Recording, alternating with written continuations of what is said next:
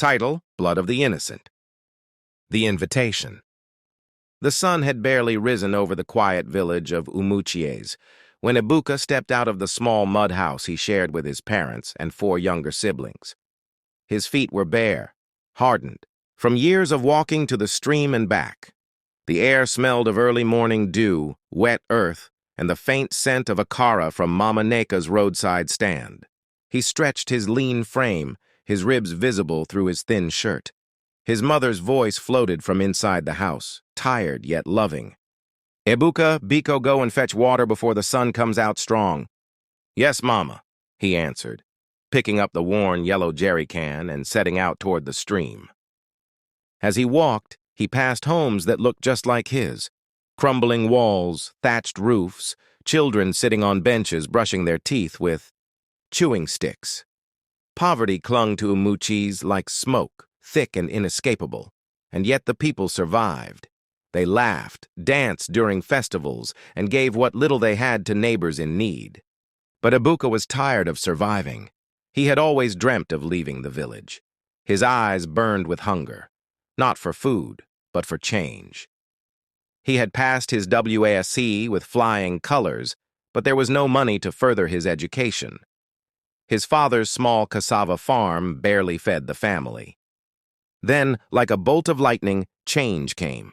It came in the form of a gleaming Toyota Venza that rolled into the village, dust trailing behind it. The car stopped in front of Ebuka's house, drawing the attention of neighbors. From the vehicle stepped John, tall, well-fed, adorned in gold chains, designer sunglasses, and a white senator outfit that screamed money. "Ebuka, my man," he called out. Ebuka's mouth fell open. "John?" "Nami-o!" John had left the village 2 years ago with nothing but a small Ghana must-go bag. Rumors had swirled about him making it in the city. Now, here he was, richer than anyone in the village could dream of. The 2 friends embraced. John laughed heartily, drawing even more attention. "You still dey carry Jerry can go stream? Chai, you need to leave this poverty behind." Ebuka smiled, half in awe, half in disbelief. "John, now you be this? See as you done fresh. Guy, city life na another level. Now why I come? I get plans for you." That evening, over a pot of pepper soup and a bottle of small stout, John laid out his offer. "Come to the city with me," he said. "I go set you up. Work day, connections day, money go start to flow, you go make your parents proud." Ebuka hesitated. "John, I no one go do any bad thing, oh." John laughed and placed a hand on his shoulder. "Relax. I go take care of everything. Trust me." Trust.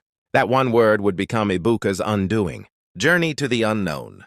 The next morning, the whole village gathered to bid Ebuka farewell. His mother cried and held him tightly, pressing a small wooden crucifix into his palm. "Ebuka Biko, no forget where you come from," she whispered, "and always pray, not all that glitters is gold." "I won't forget, Mama, I promise," he said, holding back tears. His father, silent as always, patted him on the back and handed him a faded bag containing 2 changes of clothes and a pair of sandals. John leaned against the Venza, smiling as the villagers gawked at the car. He waved and nodded like a king greeting his subjects. As the car pulled out of Umuchiesi, Ebuka stared out the window, watching the red earth roads and mud houses disappear behind him. His heart beat with a strange mixture of excitement and fear. They arrived in Lagos after a grueling 11-hour drive. The noise, the speed, the crowd. It was like nothing Ebuka had ever seen. Towering buildings, flashing billboards, and impatient drivers honking endlessly. He felt like he had stepped into another world entirely. John's apartment was in Lekki, a 3-bedroom flat with marble floors, flat-screen TVs, and a fridge stocked with food and imported drinks. "Feel free," John said. "This is your new home." Ebuka could hardly believe his eyes. He kept turning in circles, staring at everything. A poor village boy suddenly standing in a palace. That night, John took him to a club. Loud music, flashing lights, girls in expensive wigs, men in designer clothes. John ordered bottles like water and sprayed Naira notes on dancers. Ebuka sat stiffly, overwhelmed. Relax, nay enjoyment we dey do here, John shouted over the music. Soon, this go be your life too. Later, a beautiful light-skinned girl sat on Ebuka's lap and asked what he did for a living.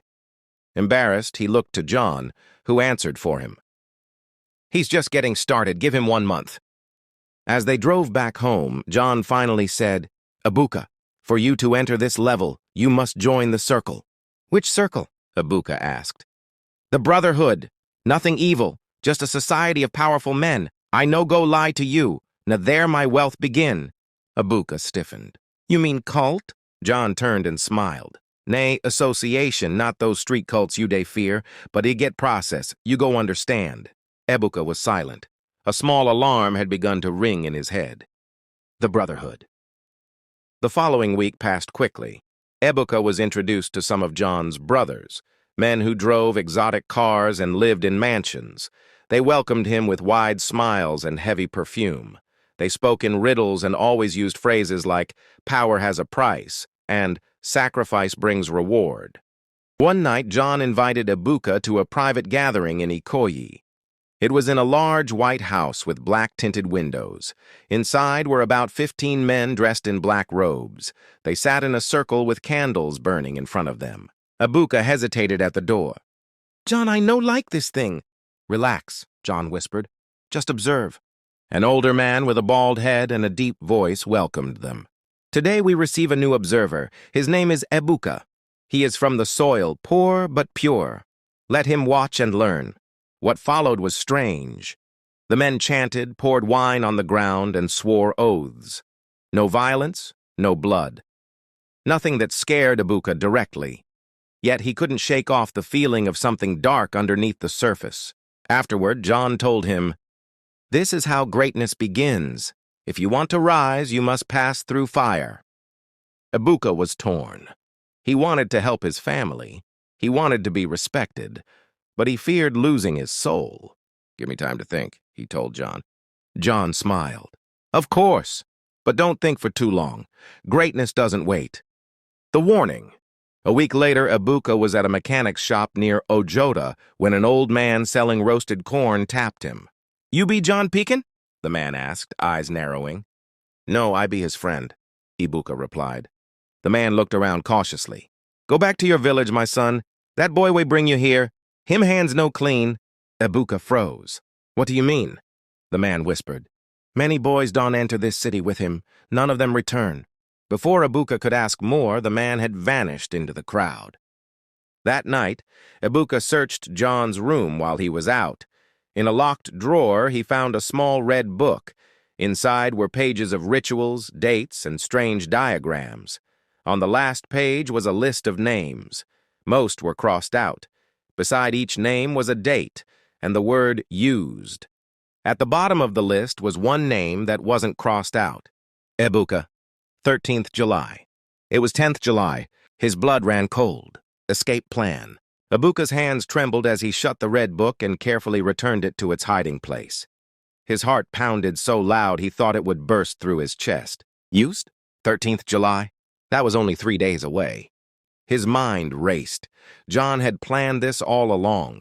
He wasn't a friend, he was a predator. A well-dressed, smiling predator who hunted the poor and desperate.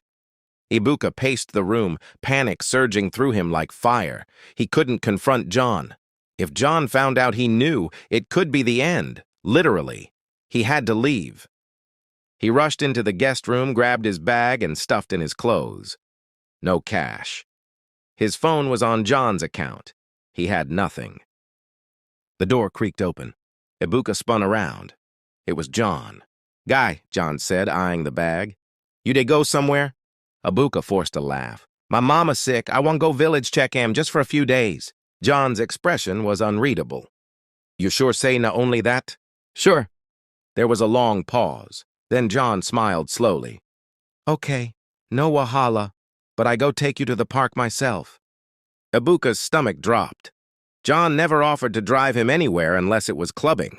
Now he wanted to personally escort him to the bus? The trap was tightening.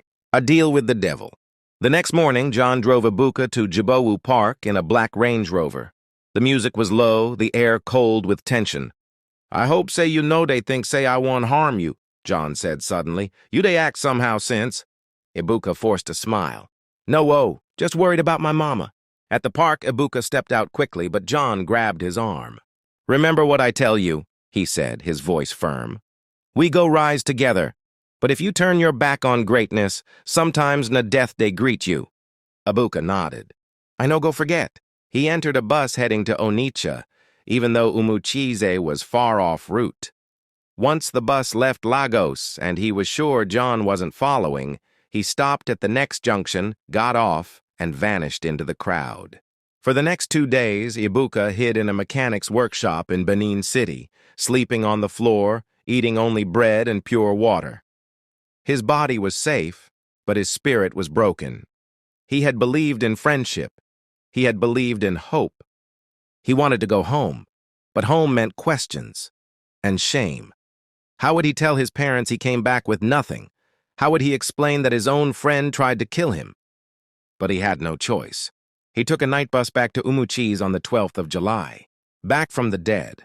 Ebuka arrived in the village at dawn, dirty, tired, and hungry.